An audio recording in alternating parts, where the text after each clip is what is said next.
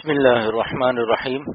حکیم الامت مجدد الملت حضرت مولانا شاہ اشرف علی صاحب تھانوی رحمۃ اللہ علیہ کی کتاب حیات المسلمین سے روح نہم پڑھ کر سناتا ہوں۔ اکرام مسلمین اور ان کے حقوق کی ادائیگی۔ فرمایا اللہ تعالی نے کہ ایمان والے سب آپس میں ایک دوسرے کے بھائی بھائی ہیں۔ آگے فرماتے ہیں کہ اے ایمان والو، نہ مردوں کو مردوں پر ہنسنا چاہیے، آگے ارشاد ہے، اور نہ عورتوں کو عورتوں پر ہنسنا چاہیے، یعنی جس سے دوسروں کی تحقیر ہو۔ آگے فرماتے ہیں، اور نہ ایک دوسرے کو طعنہ دو، نہ ایک دوسرے کو برے لقب سے پکارو۔ آگے فرماتے ہیں، اے ایمان والو، بہت سے گمانوں سے بچا کرو، کیونکہ بعض گمان گناہ ہوتے ہیں، اور کسی کے عیب کا سراغ مت لگایا کرو، اور کسی کی غیبت بھی نہ کیا کرو۔ احادیث نمبر 1۔ حضرت عبداللہ ابن مسعود رضی اللہ عنہ سے روایت ہے کہ رسول اللہ صلی اللہ علیہ وسلم نے ارشاد فرمایا، مسلمان کو بلا وجہ برا بھلا کہنا بڑا گناہ ہے، اور اس سے بلا وجہ لڑنا کفر ہے۔ نمبر 2۔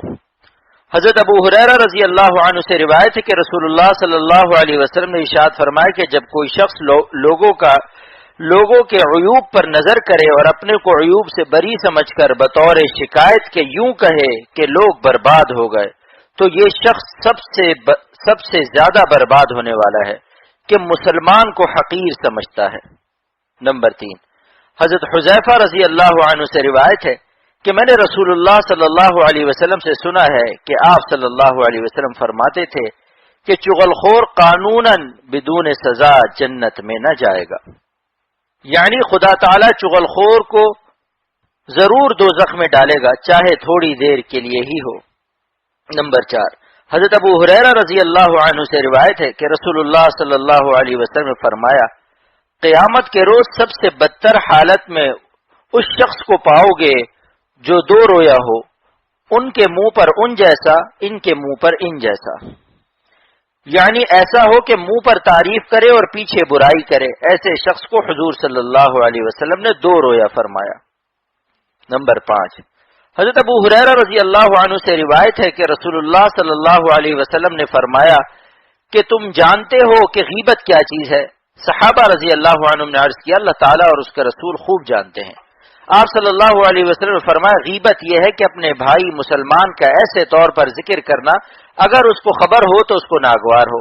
عرض کیا گیا کہ بتلائیے، اگر میرے اس بھائی میں وہ بات ہو جو میں کہتا ہوں، یعنی اگر میں سچی برائی کرتا ہوں، آپ صلی اللہ علیہ وسلم نے فرمایا اگر اس میں وہ بات ہے جو تو کہتا ہے تب تو تو نے اس کی غیبت کی، اور اگر وہ بات نہیں ہے جو تو کہتا ہے تو تو نے اس پر بہتان باندھا۔ یعنی دونوں باتوں کی اجازت نہیں، نہ کسی پہ جھوٹا الزام لگایا جا سکتا ہے، اور نہ کسی کے عیوب یا خامیاں جو در حقیقت اس کی خصلت میں پائی جاتی ہوں اس کے پیچھے بیان کیے جا سکتے ہیں۔ نمبر 6۔ سفیان بن اسد حضرمی رضی اللہ عنہ سے روایت ہے کہ میں نے رسول اللہ صلی اللہ علیہ وسلم سے سنا ہے کہ آپ صلی اللہ علیہ وسلم فرماتے تھے کہ بہت بڑی خیانت کی بات ہے کہ تو اپنے بھائی مسلمان کو کوئی ایسی بات کہے کہ وہ اس میں تجھ کو سچا سمجھ رہا ہے اور تو اس میں جھوٹ کہہ رہا ہے۔ نمبر 7۔ حضرت معاذ رضی اللہ عنہ سے روایت ہے کہ رسول اللہ صلی اللہ علیہ وسلم نے فرمایا، جو شخص اپنے بھائی مسلمان کو کسی گناہ سے عار دلائے اس کو موت نہ آئے گی جب تک خود اس گناہ کو نہ کرے گا، یعنی عار دلانے کا یہ وبال ہے، اگر کسی خاص وجہ سے ظہور نہ ہو تو یہ اور بات ہے، اور خیر خواہی سے نصیحت کرنے میں کچھ ڈر نہیں۔ نمبر 8۔ حضرت واصلہ رضی اللہ عنہ سے روایت ہے کہ رسول اللہ صلی اللہ علیہ وسلم نے فرمایا، اپنے بھائی مسلمان کی دنیاوی یا دینی بری حالت پر خوشی مت ظاہر کر، کبھی اللہ تعالیٰ اس پر رحمت فرما دے اور تجھ کو مبتلا کر دے۔ نمبر 9۔ عبد الرحمن بن غنم اور اسما بنت یزید رضی اللہ عنہ سے روایت ہے کہ نبی کریم صلی اللہ علیہ وسلم نے فرمایا، بندگان خدا میں سب سے بدتر وہ لوگ ہیں جو چغلیاں پہنچاتے ہیں اور دوستوں میں جدائی ڈلواتے ہیں۔ نمبر 10۔ حضرت ابن عباس رضی اللہ عنہما نبی کریم صلی اللہ علیہ وسلم سے روایت کرتے ہیں کہ آپ صلی اللہ علیہ وسلم نے فرمایا، اپنے بھائی مسلمان سے نہ خواہ مخواہ بحث کیا کر، اور نہ اس سے ایسی دل لگی کر جو اس کو ناگوار ہو، اور نہ اس سے کوئی ایسا وعدہ کر جس کو تو پورا نہ کر سکے۔ یعنی اگر کسی عذر کے سبب پورا نہ کر سکے تو یہ معذوری ہے۔ چنانچہ زید بن ارقم رضی اللہ عنہ نے نبی کریم صلی اللہ علیہ وسلم سے روایت کیا ہے کہ کوئی شخص اپنے بھائی سے وعدہ کرے اور اس وقت پورا کرنے کی نیت تھی مگر پورا نہیں کر سکا، اور آگے آنے کا وعدہ، اور اگر آنے کا وعدہ تھا تو وقت پر نہ آ سکا، اس کا یہی مطلب ہے کہ کسی عذر کے سبب ایسا ہو گیا تو اس پر کوئی گناہ نہ ہوگا۔ عیاض مجاشعی رضی اللہ عنہ سے روایت ہے کہ رسول اللہ صلی اللہ علیہ وسلم نے فرمایا، اللہ تعالیٰ نے مجھ پر وحی نازل فرمائی ہے کہ سب آدمی تواضع اختیار کرو، یہاں تک کہ کوئی کسی پر فخر نہ کرے اور کوئی کسی پر زیادتی نہ کرے، کیونکہ فخر اور ظلم تکبر ہی سے ہوتا ہے۔ نمبر 12، حضرت جریر بن عبداللہ رضی اللہ عنہ سے روایت ہے کہ رسول اللہ صلی اللہ علیہ وسلم نے فرمایا کہ اللہ تعالیٰ ایسے شخص پر رحم نہیں فرماتا جو لوگوں پر رحم نہیں کرتا۔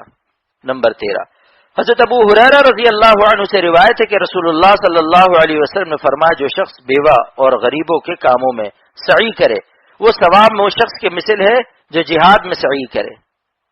نمبر 14، حضرت سہل بن سعد سے روایت ہے کہ رسول اللہ صلی اللہ علیہ وسلم نے فرمایا کہ میں اور وہ شخص جو کسی یتیم کو اپنے ذمے رکھ لے، خواہ یتیم اس کا کچھ لگتا ہو خواہ غیر ہو، ہم دونوں جنت میں اس طرح ہوں گے۔ یہ فرما کر آپ نے شہادت کی انگلی اور بیچ کی انگلی سے اشارہ فرمایا اور دونوں میں تھوڑا سا فرق بھی کر دیا، کیونکہ نبی اور غیر نبی میں فرق تو ضروری ہے، مگر حضور صلی اللہ علیہ وسلم کے ساتھ جنت میں رہنا کیا تھوڑی بات ہے؟ یعنی یتیم رشتہ دار ہو یا غیر، دونوں کا اجر برابر ہے۔ نمبر 15، حضرت نعمان بن بشیر رضی اللہ عنہ سے روایت ہے کہ رسول اللہ صلی اللہ علیہ وسلم نے فرمایا، مسلمان کو باہمی ہمدردی اور باہمی محبت اور باہمی شفقت میں ایسا دیکھو گے جیسے جاندار بدن بدخوابی اور بیماری میں اس کا ساتھ دیتا ہے۔ نمبر 16، حضرت ابو موسیٰ اشعری رضی اللہ عنہ نبی کریم صلی اللہ علیہ وسلم سے روایت کرتے ہیں کہ جب آپ صلی اللہ علیہ وسلم کے پاس کوئی سائل یا کوئی صاحب حاجت آتا تو آپ صلی اللہ علیہ وسلم صحابہ رضی اللہ عنہ سے فرماتے کہ تم سفارش کر دیا کرو، تم کو ثواب ملے گا، اور اللہ تعالیٰ اپنے رسول کی زبان پر جو چاہے حکم دے